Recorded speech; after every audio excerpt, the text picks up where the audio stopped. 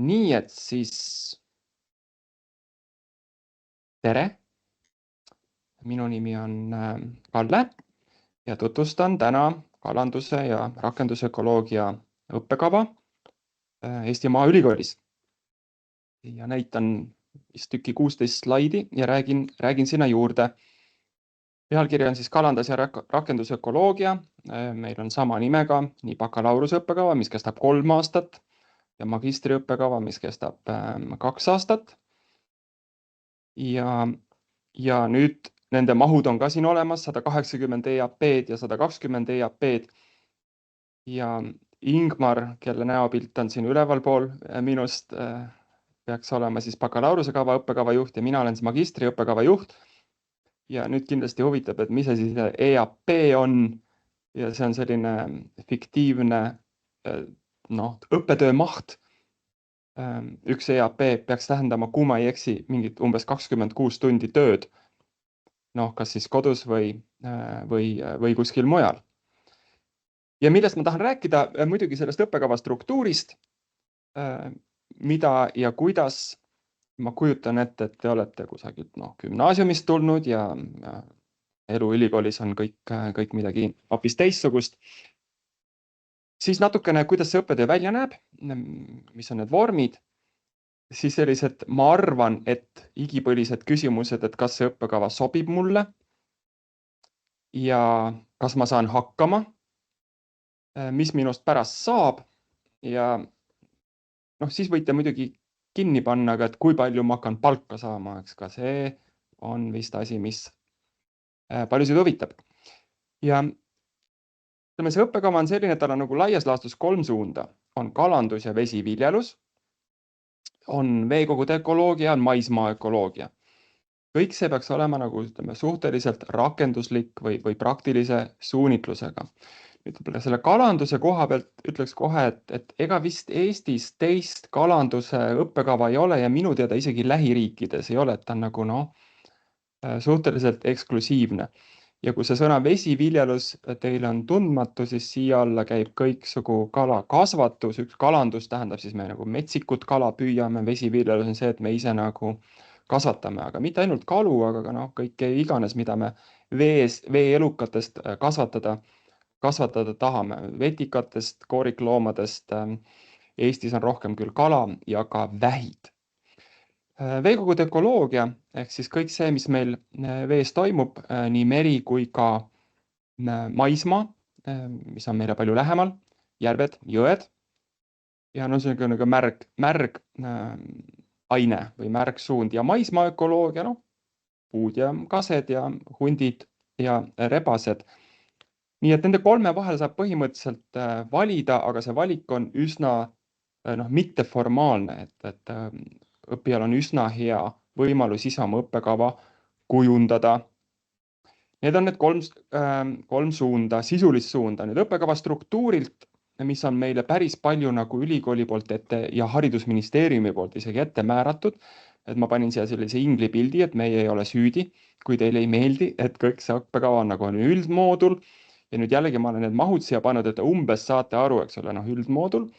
Eriala, mis on nagu kõige rasvasem osa ja siis on selline osa, kus te saate nagu valida näiteks, kui teile meeldib rohkem vesiviljelus või maismaa pool, siis te saate siia suuremat rõhku panna. Ja lõpuks on selline asi nagu lõputöö, mis ka loomulikult sõltub absoluutselt teie oma valikust. Nii et valikmoodul ja lõputöö siin need punktid nagu võiks kokku liita, et see on see teie eriala, teie isikupära, mis teile kõige rohkem meeldib. Laias laastus käin nad nagu üle, mis need üldoskused on, 28 EAP-d. Kõigepealt selline teaduspõhine mõtlemine. Võib-olla olete kuulnud, et ülikoolis peaks õpetamine olema teaduspõhine. Mida see tähendab, on selline nagu filosoofiline teema, aga ma võin teile ühe näite tuua. Siis on mõistlik õpetada kõigile üliõpilastele midagi ettevõtlusest. Eks ole, kuidas maksuraha toota, kuidas majandust üleval hoida. Suur osa inimestest ei hakka ettevõtjateks, aga see vähene, kes omal selle geeni üles leiab, neid oleks meil nagu riigis ja ühiskonnas hädasti vaja. Üldoskustes on Maaülikoolis alati biomajandus. mis biomajandus võiks olla nagu Maaülikooli selline mingisugune kaubamärk koguni, mis on siis tulevik või tegelikult mitte tulevik, aga tänane päev ja tulevik. Ja siis ma panin ka siia ettevõtluspraktika, mis iseenesest ei ole üldoskuste moodulis, aga ühel hetkel te peate nagu minema siit akadeemia turvaliste seinte vahelt välja kusagile ettevõttesse ja nägema, kuidas seal asjad käivad. Aga nüüd see teaduspõhine mõtlemine, mis võib-olla nüüd erineb, mis on siis mõtlemine, eks ole, mõtlemine on kasulik tegevus, kuidas ta erineb sellest, mis meil nagu inimene tänavalt mõtleb või teeb. See on nüüd põhimõtteliselt nagu olemuslik, eks ole, kui meil on inimene tänavalt, eks ole, ja talle tuleb mingi idee. Mis ta siis teeb? Ta hakkab seda ideed promoma ja üritab ignoreerida selle kõiki nõrku külgi. Trambib jalga, ütleb, et nii on. Ja teaduspõhine võiks siis olla selline, et meil on samuti idee, aga me hakkame ise kõigepealt otsima selle idee nõrku külgi. Ja otsime ja kui me neid ikka üldse ei leia, siis me nagu moka otsast julgeme paotada ja suu lahti teha, et äkki on asjad nii. Tavaliselt kulgeb see mingi läbi hüpoteeside, meil on mingi idee, me hakkame seda hüpoteesi testima. Mis võiks olla hea hüpotees, näiteks, et kujutame ette, et suured koerad on kurjemad kui väiksed koerad. Meil on selline idee. Alternatiiv on siis see, et kõik koerad on sama kurjad ja kuidas me seda siis nagu hakkame seda hüpoteesi testima teaduspõhiselt. Me lähme, püüame mingeid koeri, mõõdame nad ära. See tähendab, et meil peab olema mingisugune metoodika, metodoloogia, kuidas koera mõõta. See ei ole võib-olla väga raske, paned kaalu peale, vaatad, mis seal on või mõõdad mõõdulindiga, joonlauaga. Kuidas kurjust mõõta, see tuleb nüüd päris täpselt defineerida. Põhimõte on see, et kui järgmine inimene tuleb ja tahab sama küsimusele vastust saada, et see oleks korratav see meie tegevus. Ja siis me võib-olla saame, et jah, et kurjad koerad ongi nagu suuremad. Ja nüüd me hakkame otsima, kus võib siin nagu viga olla. Näiteks võib-olla me tegime selle Tartus, kui kõik, ma ei tea, suured koerad on rottweilerid, mis on võib-olla sellised kurjemad tõug, eks ole. Aga läheme Paidesse, seal on võib-olla näiteks hoopis, kes meil on mingid sõbralikud koerad. Bernhardinid näiteks, väga suured, aga hästi nunnud. Ja et me hakkame vaatama nagu kõikvõimalikku nõrkusi, mis meie ideed võiks kahjustada, kas meil ei ole mingisugust sihukest kala kogu selles loogikas. Et see on see teaduspõhine mõtlemine, põhineb teatud metoodikal ja erakordselt suurel kriitikal ja mis peamine, ta peab olema, kogu see protseduur peaks olema teiste poolt korratav.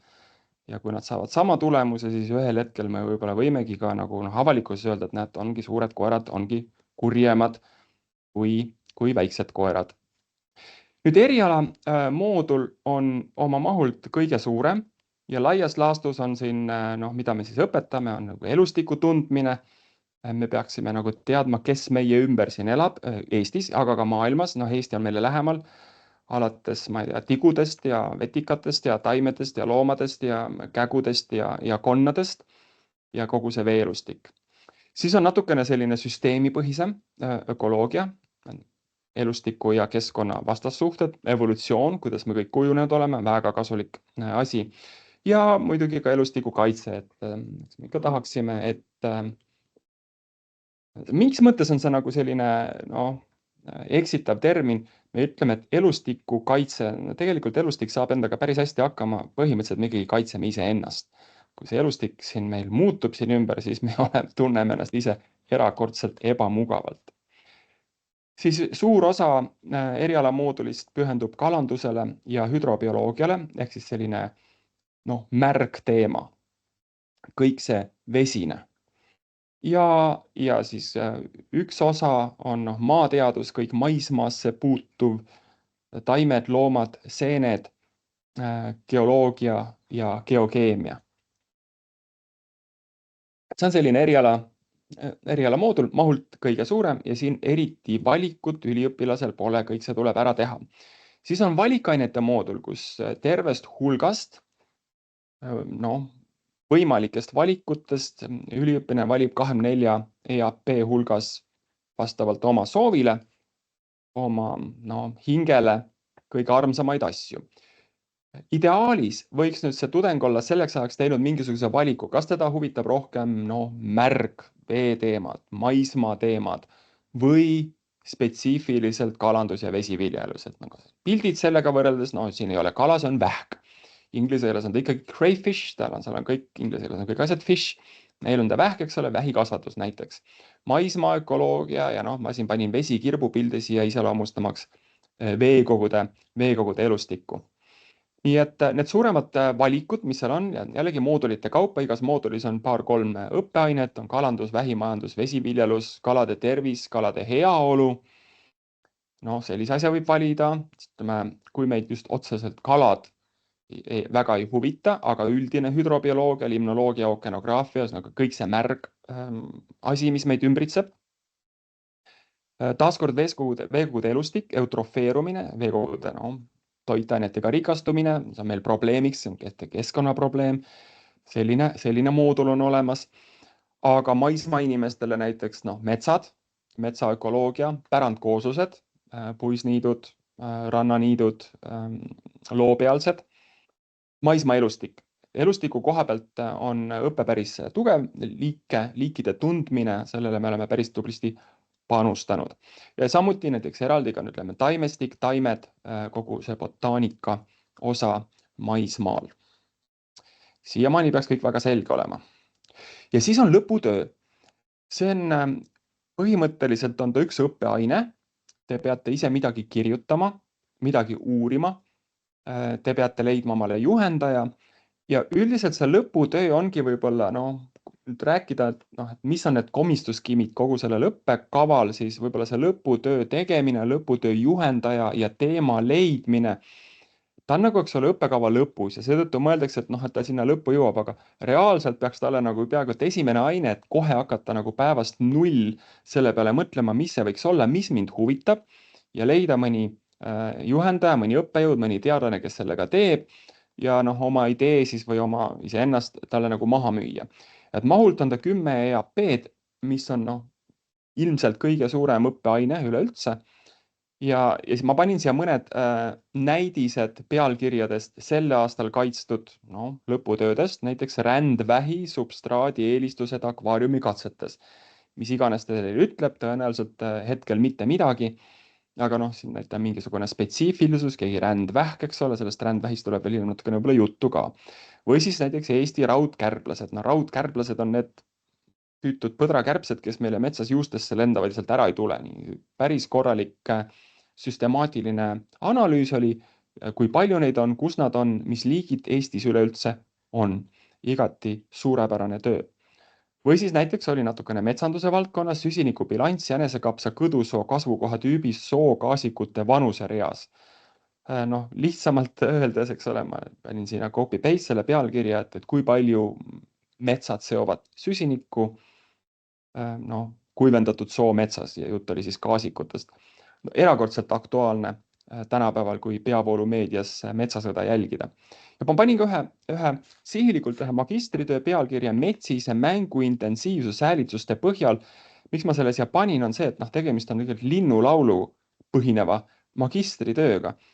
Ja kohe ma jõuan sinna, et ega see bioloogia nüüd päris ainult liblikate korjamine ja linnulaulu kuulamine ei ole, aga kui te olete väga hea linnulaulu kuulaja ja salvestaja ja analüüsija, siis võib sellest teha päris peenikest teadust. Et need on nüüd need näidispealkirjad. Stress võib olla suur, te peate ise midagi kirjutama, sellega tuleb harjuda, aga sellega kõigega saab hakkama, kui piisavalt varakult sellele tähelepanu pöörata. Ja lõpuks te peate ka püsti tõusma, ise oma tööst rääkima, see pilt siin on illustratiivne. Meie õppekaval ei ole universumi struktuurist väga palju töid, aga seletate oma idee, oma töö teistele ära, müüte selle maha veenvalt, žestikuleerides, lühidalt ja arusaadavalt. See on omate kunst, ettekande pidamine, mis on kahtlemata kuulub nende üldoskuste otsa. Ükskõik, mis erialal te õpite, ükskõik, kus te ei tööta, kõne pidamine, teistele oma ideede maha müümine on olnud suur väärtus alates vanast Roomast ja ilmselt jääb see ka tulevikus, et see on asi, mida saab muideks päris hästi treenida, et tavaliselt inimesed ei sünni oraatoriteks, selleks ikkagi saadakse, mõni kiiremini, mõni aeglasemalt. Kuidas õppetöö nüüd välja näeb? Ütleme, lihtsustatult on meil ikkagi sellised, võib ju jagada, eks ole, sellised kategooriateks, eks ole, loeng, seminar, praktikum, iseseisev töö. No loeng on see, kus, eks ole, noh, mina õppejõuna lähen sinna ja mölisen, eks ole. Ja teie kuulate, eks ole. No mingis mõttes on ta nagu kõige, noh, passiivsem, aga, ja noh, võib-olla on isegi nagu kergelt arvatakse, et ta nagu minevikku kuuluv, et noh, ei pea enam niisugust monoloogi pidama. Reaalselt võib seda loengut teha ka väga, väga atraktiivselt ja interaktiivselt. Seminar on juba see, kus tegelikult üliõpilane ise peab püsti tõusma ja rääkima. Nagu ma ütlesin, ütleme, püsti tõusmine ja teiste ees rääkimine on kunst, mis on harjutatav. Te peate teistele midagi selgeks tegema, te kuulete, tunnetate iga oma keharakuga nende reaktsiooni, kuidas nad võtavad omaks, kas sumisevad või ei sumise. Ja loomulikult te peate ka midagi selleks nagu ette valmistama, aga see on nagu oluliselt aktiivsem. Praktikum on reeglina, ütleme klassikaliselt, kus te juba nagu kättpidi lähete millelegi kallale, korjate kuskilt midagi, ma panin siia laeva, eks ole, meil on seal Võrtsjärve peal see kuurimislaev, eks ole, käite vee peal, kogute proove, tulete tagasi, analüüsite neid. Iseseisev töö, paraku on see nagu võib-olla noh, kõige või pool vähemalt sellest töömahust, et noh, koduseid töid nagu ütleme, noh, gümnaasiumis, noh ikka antakse, aga põhimõtteliselt on ülikoolis see, et ärge mind selles osas tsiteerige, aga loengutes nagu käima ei pea. See on võimalus, võib-olla väga hea võimalus, mis teilt nõutakse, on tulemuse tegemine ehk siis eksami sooritamine. Kuidas te selle eksami ära teete? Noh, see on nagu teie valik, õpite ise või käite loengus, üritate kuulata. Soovitan viimast, aga põhimõtteliselt, no, kui te loengus ei käi, sellest midagi hullu ei tohiks juhtuda. Seminarid ja praktikumid reeglina tuleb ära teha. Aga kui te olete väga hea iseseisva töö tegemine, siis te võite loengud vahele jätta, aga no ise otsustate. Nii et see ise otsustamise koht siin ülikoolis on päris suur. Ise otsustate, aga ise ka vastutate. Kirja lähevad ju ainult, eks ole, noh, positiivsed eksamihinded. Selle järgi mõõdetakse teie saavutusi. Ma panin siia mõned pildid praktikumidest, noh, siin, eks ole, kalad, Teet Krause, meil on niisugune kullatud õppejõud, väga hinnatud õppejõud, kes kalu väga hästi oskab õpetada, kõik on ninapidi juures, värskelt püütud, vaadatakse, lahatakse, mis nad seal täpselt teevad. Ma ei tea, ma ei ole ise kalainimene, no ilmselt nad neid kuidagi mõõdavad ja loomulikult määravad ka liigini ära. Ingmar tudengitega kusagil romantilisel veekogul paatidega. Ja ma kardan, et tal on mingi planktonivõrk käes, millega saab veest miskit püüda. Ingmar võib pärast võib-olla kommenteerida, aga siis vaadatakse, mis seal vees on, midagi sellist, mida me palja silmaga ei näe. Te ei kujutagi ette. See, mis me palja silmaga näeme, on ainult jäämäe veepealne osa kogu sellest elustikust, mis meid ümbritseb. Ja muidugi praktikumide osa kuulub ka selline, et noh, et ei ole päris õues kogu aeg, vaid siuke tubane töö, mingisuguse väga fancy mikroskoobi taga. Ja siis te näete maailma, noh, ilmtõenäoliselt siin siis veelustikku läbi mikroskoobi, et kui te olete lugenud seda lasteraamatut Alice imedemaal, vaat seal oli, eks ole, et vaatas läbi suurendusklaasi ja mis ta nägi, aga kui vaat Alice'il oleks veel olnud mikroskoop kasutada, ma ei tea, milline see raamat Lewis Carrolli poolt siis oleks olnud, aga seal näeb ikka oluliselt rohkem ja see on päris äge, eriti kui nad elusad on. Nüüd selline küsimus, et noh, et kas see õppekava võiks mulle sobida ja mõtlesin, eks ole, et noh, milline võiks siis olla see noh, tudengikandidaat, kes leiab, et noh, hüdrobioloogia ja kalandus on talle hingelähedane. No ikkagi peab ikka hoolin loodusest ja keskkonnast, et see peaks nagu ikkagi veres olema natukene ja noh, ütleme isegi natukene nagu tugevalt, et noh, ei saa olla päris ükskõikne selle keskkonna suhtes. Armastan keskmiselt rohkem looduses viibida, võib-olla eriti siis noh, veekogude peal, kuna meil on seda veekogusid päris palju. Kui teile meeldivad vesi ja veekogud, veeelustik, siis see oleks just koht teile, ega teil Eestis nagu väga palju muid valikuid ei olegi. Maismaa koha pealt samuti, aga no ütleme maismaa, noh, bioloogiat õpetatakse ka muudes õppekavades. Nüüd võib-olla selline ohusignaal, et tegemist ei ole noh, mingi humanitaarainega või niisugune lindude kuulamine ja liblikate korjamine loodusteaduses, reaalained, need on ikkagi füüsika, matemaatika, keemia, sellest algab, bioloogia, kõik need on, eks ole, no tuleb siin numbreid ja kui käite, eks ole, liblikavõrguga ringi, siis ta ei ole nagu noh, niisugune luuletamine ainult. Aga nagu ma ennast ütlesin, eks ole, et ka linnulaulu kuulamisega, kui te olete erakordselt hea, võite jõuda päris kaugele. Ja muideks ilmselt ka liblikate korjamine, kuigi mul oli seal, eks ole, lõputöö teema oli vist küll kärbsed, aga on ka liblikatest neid tehtud. Kas ma saan hakkama? ja mis on nagu ülikooli ootused teie osas? No, kui mina näiteks keskkoolis olin, eks ma ikkagi mõtlesin, et ei tea, kas ma saan hakkama, kas ma saan sisse ja ega ma ei olnud ju eriti priimus seal keskkoolis. No ma ei saa öelda, et ma ka nagu täielik luuser oleksin olnud, aga niisugune keskmik, eks ole, sinna keskmise kanti oli mul seal ikkagi mingi 2 tunnistusel mingisugusel hetkel. Aga no vot nüüd, eks ole, kuidagi olen ma siin ei kurda, eks ole. Nii et seda, et keegi nagu oma vaimsete võimete poolt hakkama ei saa ülikoolis, ilmselt on see võimalik, aga see ei ole peaaegu kunagi takistuseks saanud.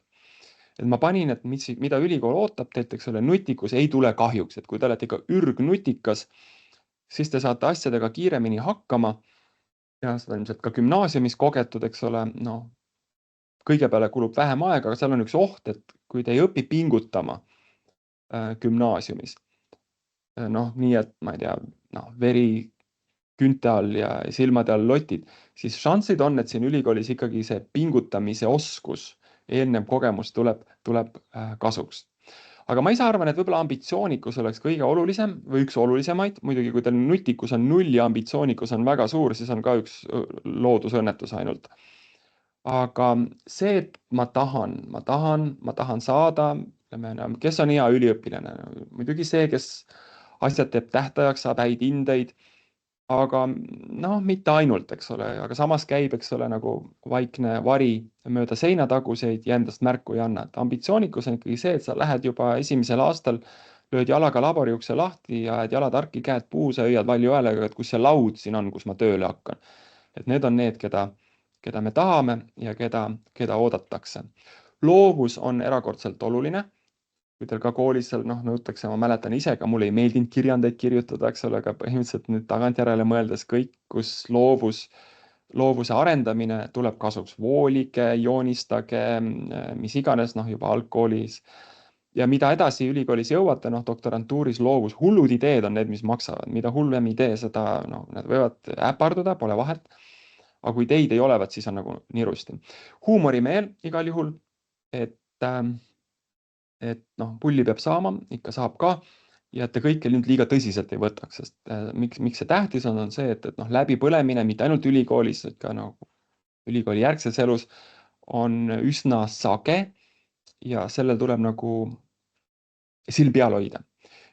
Nii et huumorimeel on oluline ülikoolis ja ka igal pool mujal. Kes must saada võiks? Ma olen siin nüüd natukene niisugune egotsentriline olnud ja pannud siia õppejõud, mis põhjusel on see, et ega mul näiteks väga suurt kindlust ei ole, mis keeles me siin 20 aasta pärast ülikoolis õpetame. Et hirmsalt on vaja, et meil on eestikeelseid õppejõude ja meil kraadiõppesse ja doktorantuuri tuleb kolinal igalt poolt välismaalt hästi palju kandidaate. Eestikeelsetega on natukene põua moodi küll. Nii et neid tuleks meil usinasti koolitada, kas või seepärast, et see õppetöö jätkuks. Siis on ettevõtlus, meil oli kohe esimeses, mäletate, alguses oli üldmoodulis oli ettevõtlus, iduettevõtlus, startupid, kõik seda, üritatakse anda algteadmised ja võib-olla utsitada, inspireerida ettevõtjaks. Ja kui mõelda nende erialade peale, siis vesiviljelus, kalakasvatus, aga ka kõik muud asjad, mida siin õpetatakse, kõike neid annab ettevõtluses maha müüa, ettevõtluses mingeid tooteid, teenuseid toota. On ka ametniku, niisugune kindel, aga igavavõitu või stabiilne elukutse, ministeeriumid, ametid, võib-olla ka kooliõpetajad, see jääb ka alati valikutesse. Ja võib-olla viimane slaid, kui palju ma palka hakkan saama, on niisugune retooriline küsimus, mille ma keeraksin nagu ausalt öeldes teistpidi. Et see, mis siin ülikool annab, ei ole mitte kala, vaid õng, võimalused, teadmised, oskused ja kui teil on ka ettevõtlikkus, siis see annab juba, teadmised, oskused, mis te siit saate, erialased pluss ettevõtlikkus või ettevõtluskoolitus ja see peaks andma tegelikult päris niisuguse plahvatusohtliku kokteili kokku, mis on nii, et kui te olete ikkagi väga tubli, siis ei ole küsimus sellest, kas, vaid pigem millal te miljonäriks saate. et ütleme, see edu võimalus siin ilmas, noh, mitte ainult, ütleme, ka väljaspool seda õppekava on, ütleme, ongi võimaluste märkamine. Näe, et seal on šanss ja ka ainult märkamisest ei piisa, et neist võimalustest tuleb ka haarata. Ma panin siia mõned pildid, mis ei ütle teile võib-olla midagi, aga näiteks, noh, mis meil on siin, ütleme, bioettevõtlus, niisugune alustav ettevõtlus, mitte väga suured firmad, vaid väiksed firmad, kes meil siin nagu kraadiõppurid teevad, meie oma õliõpilased, putukafarm, eks ole, putukatoit, mis seal putukates nii väga erilist on, eks, miks me nagu lehmi ja sigu ei kasvata, no kasvatame küll, aga mingis mõttes on putukad kordades efektiivsemad, lihtsalt harjumatu. on näha see nišš, kuidas nad toodavad, no, mingist jäätmetest loomset proteiini erakordse efektiivsusega kordades paremini, kordades efektiivsemalt ja keskkonnasõbralikumalt kui, noh, ma ei tea, lehmad, sead ja lambad kokku, on päris imetlusväärne. Või siis näiteks, noh, seente kasvatus, kõik palju igasugused meil metsandusest, kust iganes põllumajandusest meil jääb jäätmeid, väärindada seda kas siis toiduseeneks või ka mingisugusteks, noh, bioaktiivseid aineid, mida seentest saab, see võimaluste hulk on väga suur, noh, kindlasti olete kuulnud sellest, mis asi see oli, pässik vist ja, mis oli suur buum, eks ole, ka ju seen, eks ole, ja noh, rajatakse, noh, pässiku kasvatusi. siia keskele ma pistsin ühe pildi, millest te väga juba isegi aru ei saa, seal on mingi katseseade. meil on üks projekt, mida Maaülikool ise rahastab, on rändvähi Peipsist väljapüüdmine, tegemist on võõrliigiga, aga ta vohab nagu noh, pärm suhkru peal ja noh, põhimõtteliselt kahjulik, tuleks teda tõrjuda, aga kui mõelda, kui me saame nii-öelda sitast saia teha, eks ole, ta on ikkagi loomne proteiin, kitiin, kõiki neid aineid saab kasutada, kuidas sa saad kõige paremini püüda. ja selle noh, võimaluste märkamise osas ongi Maaülikool nagu päris ise ka pingutanud. iga aasta me jagame arengufondi projekte selliste noh, tärkavate biomajandusprojektide jaoks, soovitavalt siis kas siis kraadiõppurid, doktorandid või nooremad teadlased, kellel on mingisugune idee, et seda nagu üritada rakendada, mille tulemuseks oleks siis kas toode või teenus, mida on võimalik kommertsialiseerida. Üks aktsioom, mis kehtib absoluutselt vist igal pool ja igal ajal, alates antiikajast, asjalikest inimestest on alati puudus. Et kui te olete tegija, siis noh, ütleme see küsimus, et kas ma saan professoriks, kas ma saan suureks teadlaseks, see ei ole mitte mingi küsimus, igal juhul saate. olete asjalik, ainult endast sõltub. et mingit noh, lage siin ees ei ole. ja kui need asjad nüüd kokku panna, siis oleks põhimõtteliselt minu kord küsida teie käest, et kui palju sa hakkad palka saama, mitte sina ei küsi minult, et minu küsin sinult, eks ole, kui need asjad kõik ära teha, siis noh, ongi, et ega siin nagu väga lage ei ole. Sellega ma olengi ausalt öeldes oma viimase slaidini jõudnud, et mina küsin teilt, et tulete siia õppima ja kui palju te hakkate palka saama, viimasel korral küsin. ja võib-olla see noh, viimane meeldetuletus ongi, et kui te tulete, mis igal juhul on erakordselt asjalik idee, siis see lõputöö peaks olema nagu päevast 0 kohe meeles, et kuna ma teen, mille põhjal ma teen, mis mind kõige rohkem huvitab ja see ambitsioonikus. aga tore, ma panen oma jutu siinkohal kinni ja kui keegi tahab midagi küsida, siis võib ta seda loomulikult teha.